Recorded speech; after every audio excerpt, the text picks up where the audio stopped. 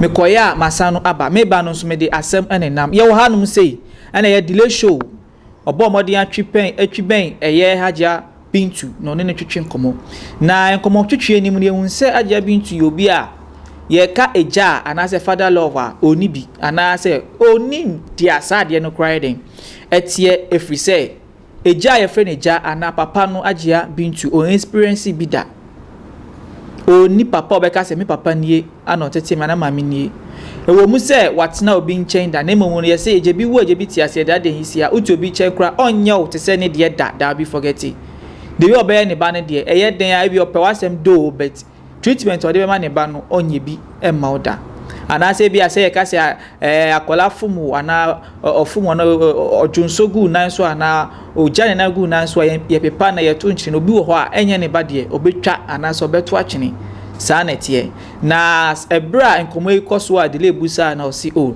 ni papa kura o nim no na emumu no otna ni papa maame enchen one ni papa maame netna nsem kire mu no je say ni papa maame no kana say ni nana no krampo no no na ne ba no krampo no onim bebi a ne ba no ewo se we ka say ne ba no Kumasi o Cote d'Ivoire o Togo wa onim je say obiampo the full story no we can't tell name mun dia kola no ono ye Bintu Hajia Bintu ono onimu no ana de tudwa na sanse me utia na eye arawi papa we nice o hwe program na ekoso na delay no na waboto na Hajia nso no otie ni su kakra e wo show no because eye ya so be ka say my father no Hajia Bintu doesn't know what fatherhood is and I say what a parent father is that be adofo yenko tie that part no embra.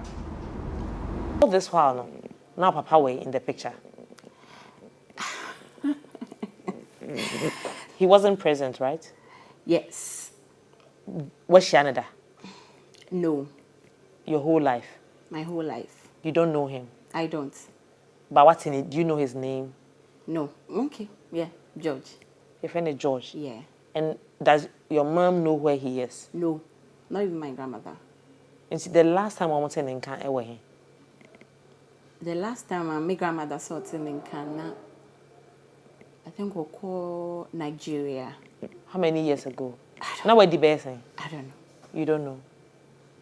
And do you think about him sometimes? Do you wonder? Yes, I want to know why he wasn't in the picture. Okay. And have you seen his picture before? Never. So you don't even have an image of like how he looks like or anything? Once in a West and so that. Do you think na onim sa o ma amenyem? From what I heard, yes, na onim. Okay. Is he alive? Maybe. Munim. Whether he's alive or not. Have you been to his family to see where he is? My name is grandmother. That's my father's side. We're not on it tonight. Oh. So your dad's mom and etete one. Into which means your dad's mom cried on Tenebano Enka. On Tenenkaya. Oh, that's a difficult one. Do you cry about it? You cry about it, don't you?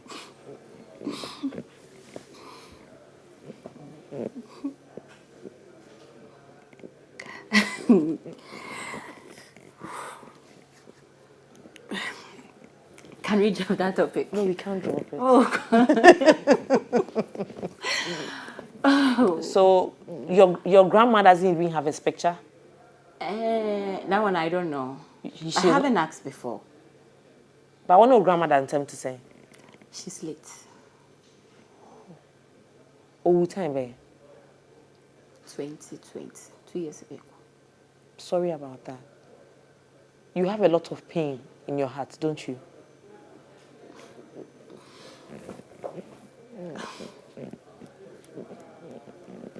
Don't you? When you are alone and you are not working online, and you are in your room at night on your bed, you think a lot, don't you? Somehow. Mostly about your dad. I'm hoping maybe he will come. Maybe he won't come. Do you think Ashepi will? And to say na come to training course. Na day one God ebusia former Sakawakin edin sembi abetudwa. you see also a karma prophet karma prophet na ni nsɛmkyerɛ no ɔkyerɛ sɛ Hajia Bintu obi a okita 5 stars na wiase mu no obi a stars ebi kita 1 ebi kita 2 ebi kita 3 ebi kita 4 ebi kita 5 ebi kita 6 and there wa o de dɔɔso na sɛ woyɛ nipa bi a nipa titiri yie pan organ ɔman mu a wiase afa na nyinaa na before we kita 5 stars no enye easy na ɔkyerɛ mu a Hajia Bintu yɛ enkrofo bi a emba na president timi eware omo emba na akyese esikafo timi ware emba na mpanifo timi eware omo no ne star no anase ne hyebre no saa na tie no your baby a obe ni patitu ewo wiase afa na nyina obenye sika akyese oye saa mba na yambo mamba wiase se omo embebre na mumu no ade ba ko pe aneda ma Hajia Bintu anhwe yi a ebebre na si anhwe ye krampa ontimi entwe video emfa nsi nimu nkase o twa TikTok video anase o twa snap anase ne dwumedi a odi animu no sa agya de eyeto ana yedi animu no eto agi aman eto ebo akwan eto ne yedi bu oman penifo nyina epeto eto na yejeje nketenkete nyina na emu ne yedi tu obi aka because eto eye enu na yenim se Hajia Bintu de oye eto ewura ebusiafo o se Hajia Bintu anhwe ye anase wan pay respect to ni father side a e wo so hwe ni papachi se wanye sa anwuma we ya abayua no anhwa ensi no ye ana yare kese betimi ayede abo na dofo yenkotie senia eye ONEGOD ebusia de ni nsem atudwa no baya edemu na uka say constantly you were saying say TikTokers no ya dani bebre mua it omon cross check it even who TikTok it omon mra omon phone number even we na se no o buy na se no o number se nipa de boss pa e beba eti omon cross check na se ya enya ahofe a onya din kakra yi de no kpeme the guy no say the manager na ma come de no and I don't know how true it is say the manager never come de no come say na on fair mu de dansana oba be fa we mu pa eku no what is going on good on say ewiase no de bia meka say ewiase aye ba ye obi efre busuam and majority of the stars the world is about to produce fast celebrities be you be shocked within a month or a year you will see their houses and their car you go back that is the world right now fast stars are going to rise in Ghana in Africa and in the world but only maybe majority too are from bad homes too bad homes too bad and what fe to say susun wi ase ne star kita lo de be wi ase ne papa busua e fire ne mama busua e fire eti abrati edi ka send life da o wow sha ya send life but still the world want to dine with him favor want to dine with him fame want to dine with him still eti awon fe na mo ina wa no no nyoma onso mu sisu a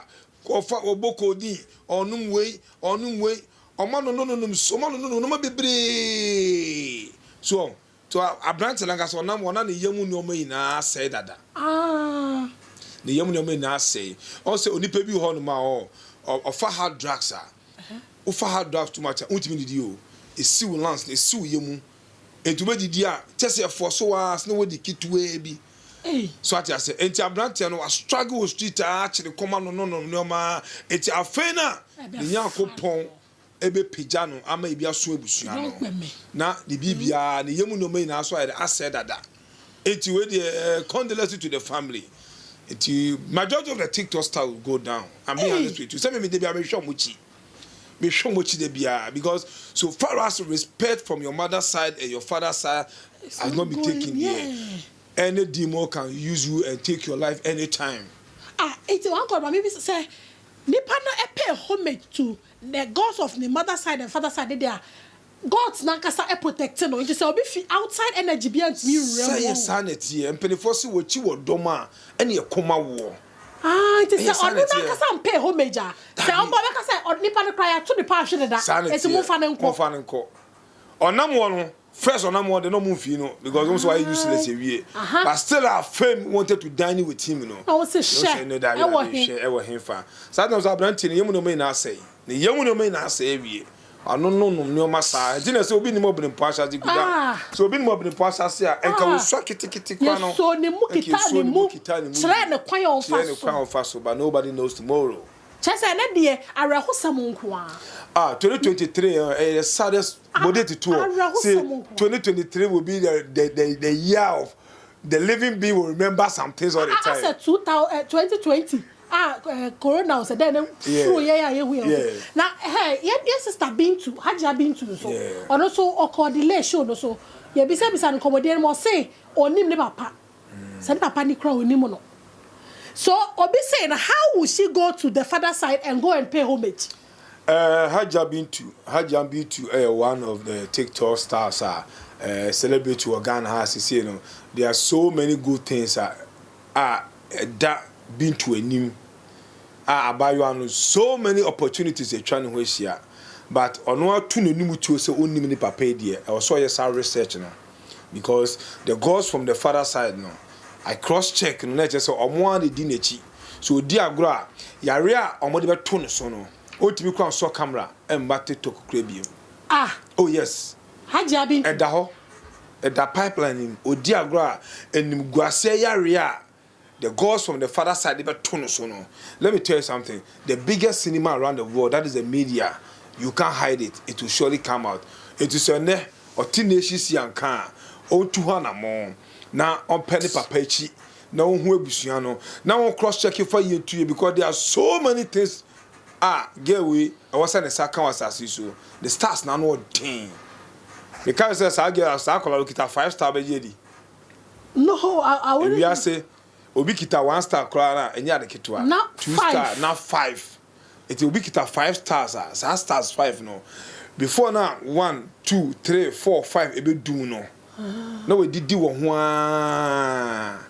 it's the only thing ometimi aye na say ye de yare ebe to so na wontimi so camera abiem camera so do jai so be yale says anete they know what they can do to you. It's in Hajia Bintu ombo modern.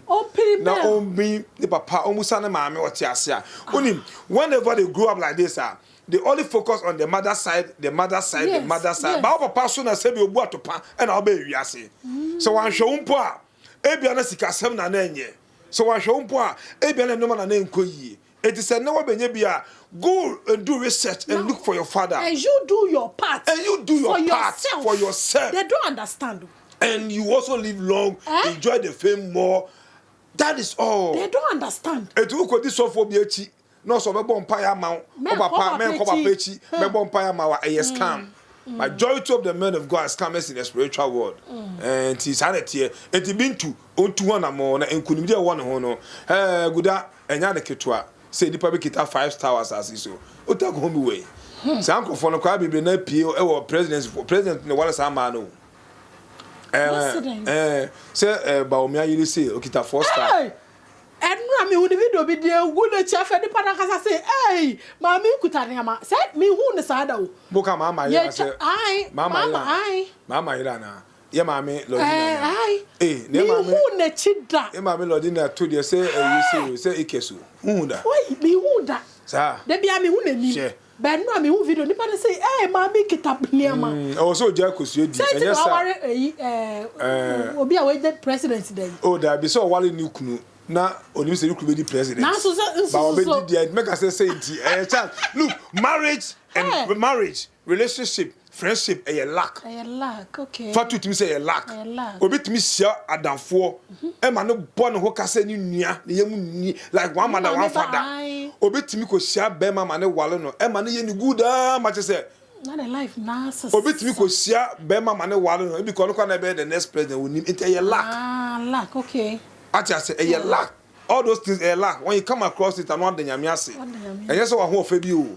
ye ka ho fa e bi gu krum chen and ye ka e ma adua ne papa so a chobas e bu krum chen and ye ka tonga so a ye wa air condition for the heat ni etino guda a lack in this world when you come across it a favor no the nyamiase but men ma ho say o wa ne oga o wa a lack ebusuafo yakotie eye one god ensem no aba na meka say den na o kafa sansem we mu ana wadwenkyere eye den medin a mejeso a nana yebo meka say subscribe like na share program no say ensem o kai no kre ana enye no kre ana yampa ana enye ampa aha ana mdimbesi makra mu nyina bye bye.